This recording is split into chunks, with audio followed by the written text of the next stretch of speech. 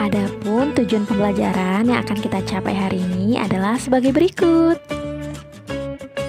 Anak-anak, sebelum pelajaran dimulai, Ibu mau tanya dulu nih sama anak-anak Ibu.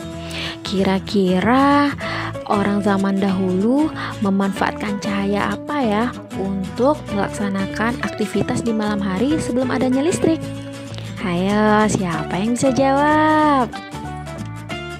Ya, benar sekali. Orang-orang zaman terdahulu hanya memanfaatkan penerangan seadanya, seperti lilin, lampu togo, obor, atau yang agak modern sedikit menggunakan lampu Petromax. Jadi, orang-orang terdahulu memanfaatkan alat-alat tersebut untuk menerangi mereka agar bisa melakukan aktivitas di malam hari. Nah, kalau sekarang coba anak-anak Ibu lihat lingkunganmu di malam hari. Cahaya lampu bersinar menerangi jalan, sekolah, dan rumah kita. Listrik telah mengubah wajah dunia. Tahukah kamu siapa tokoh yang berhasil menemukan mesin pembangkit listrik? Dan bagaimana lampu-lampu di rumah dapat menyala? Ayo kita pelajari. Anak-anak, sekarang mari kita baca teks yang berjudul Listrik Pengubah Wajah Dunia. Listrik telah membawa banyak perubahan dalam kehidupan masyarakat di dunia. Michael Faraday adalah tokoh penemu arus listrik. Faraday lahir pada tahun 1791 di Newington, Inggris. Ia berasal dari keluarga miskin dan hanya sebentar merasakan pendidikan di sekolah. Dengan perjuangan keras dan semangat pantang menyerah, ia akhirnya berhasil membuat alat sederhana pertama yang dapat menghasilkan gelombang elektromagnetik. Tahukah kamu bagaimana perjalanan arus listrik hingga sampai ke rumahmu? Arus listrik adalah gelombang elektromagnetik, yaitu gelombang yang dapat merambat meski tidak ada media perantara. Gelombang elektromagnetik terbentuk dari hasil perubahan medan magnet dan medan listrik yang terjadi terus-menerus. Proses tersebut kemudian memicu terjadinya arus yang kemudian kita kenal sebagai arus listrik. Arus listrik dihasilkan oleh generator raksasa pada pusat pembangkit listrik. Arus listrik tersebut disalurkan melalui jaringan listrik tegangan tinggi berupa jaringan kabel pada menara-menara tinggi yang menuju ke gardu-gardu penerima di berbagai daerah. Dari gardu-gardu penerima, arus listrik kemudian disalurkan ke rumah penduduk dan berbagai tempat yang memerlukan. Arus listrik yang diterima di rumah kemudian disalurkan melalui rangkaian kabel listrik di dalam rumah. Rangkaian kabel tersebut umumnya berada di atap untuk tempat dudukan lampu atau di dinding rumah untuk sakelar dan colokan listrik tempat menghubungkan beragam peralatan elektronik seperti televisi, kipas angin, dan kulkas. Rangkaian listrik di dalam rumah dapat berupa rangkaian seri atau rangkaian paralel. Rangkaian seri dan paralel merupakan jenis-jenis rangkaian yang dipakai untuk menyambungkan dua ataupun lebih komponen listrik sehingga menjadi satu kesatuan utuh. Bila dilihat dari cara penyusunannya, rangkaian seri disusun dengan cara bersambung atau sejajar dan rangkaian paralel disusun berderet. Contoh rangkaian seri dalam kehidupan sehari-hari adalah lampu senter. Rangkaian yang disusun seri pada lampu senter adalah baterai, karena hanya terdapat satu lampu pada senter. Hal tersebut yang menyebabkan lampu senter menyala sangat terang, namun baterainya cepat habis. Rangkaian seri dan paralel juga bisa ditemui pada lampu-lampu di rumah. Betapa penting peranan listrik bagi kehidupan manusia.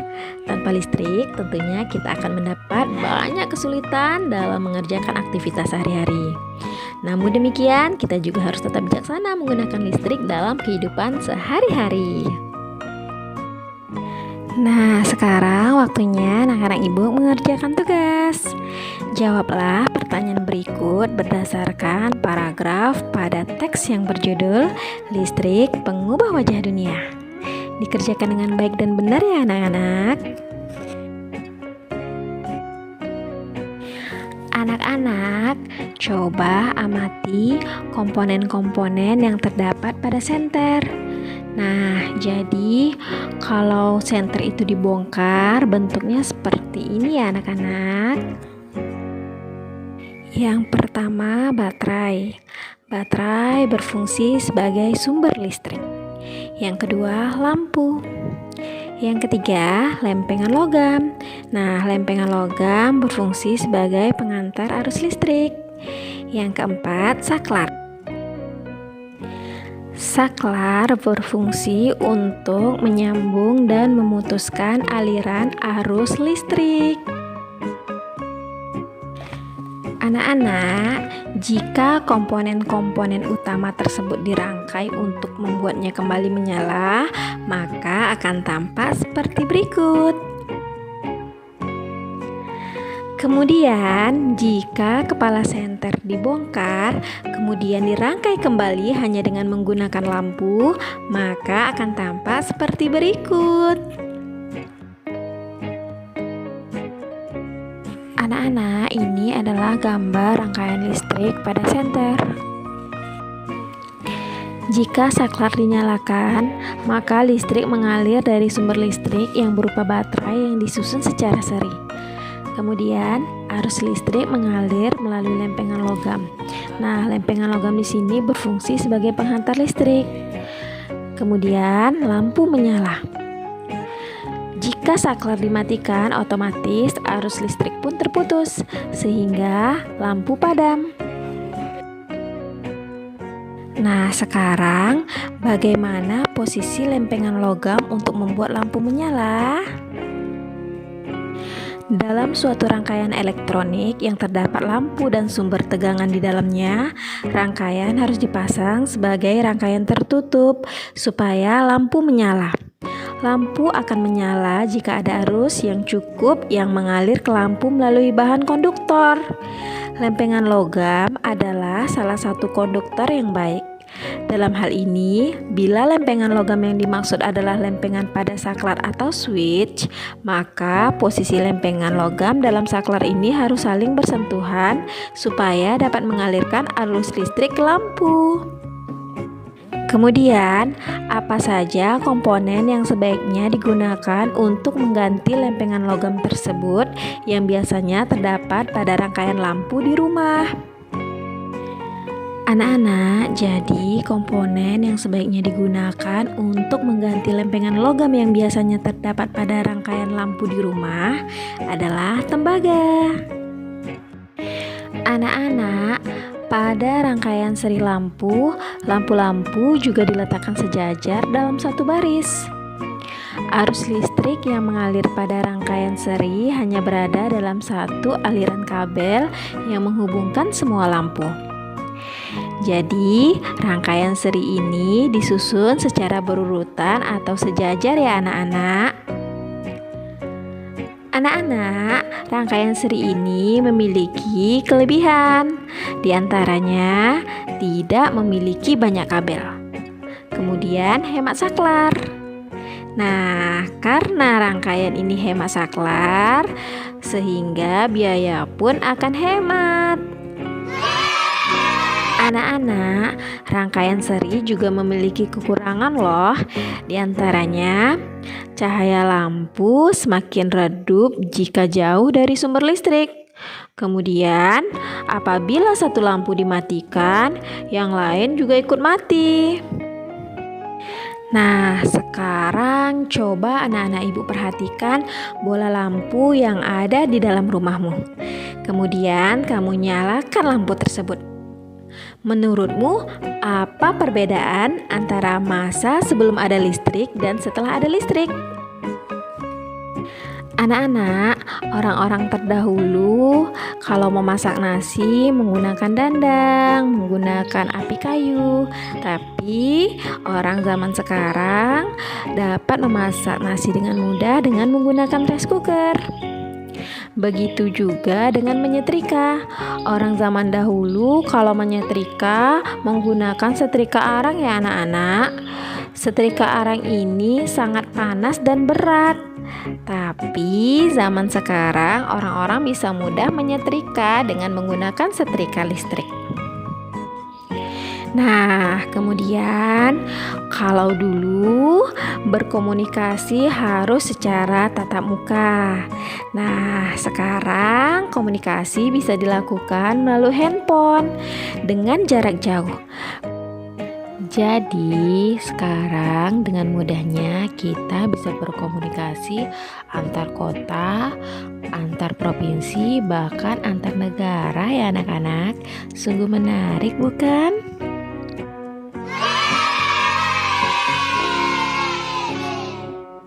Selanjutnya, kalau orang-orang terdahulu ingin mengerjakan PR di malam hari, mereka menggunakan lilin, menggunakan lampu petromax, lampu togo, atau menggunakan cahaya-cahaya seadanya. Beda ya nak dengan sekarang. Kalau sekarang anak-anak ibu bisa mengerjakan PR di malam hari dengan menggunakan lampu listrik. Nah, selanjutnya orang-orang zaman dahulu kalau mau mandi harus mengisi bak mandinya dengan menimba air. Tapi zaman sekarang tidak usah susah-susah lagi menimba karena sudah ada pompa listrik. Jadi anak-anak sangat banyak perbedaan antara masa sebelum ada listrik dan setelah ada listrik ya. Nah, sekarang coba amati lingkungan sekitarmu. Temukan sebanyak mungkin pengaruh listrik dalam kehidupan di bidang sosial dan budaya di lingkungan tempat tinggalmu. Tuliskan dalam peta pikiran berikut.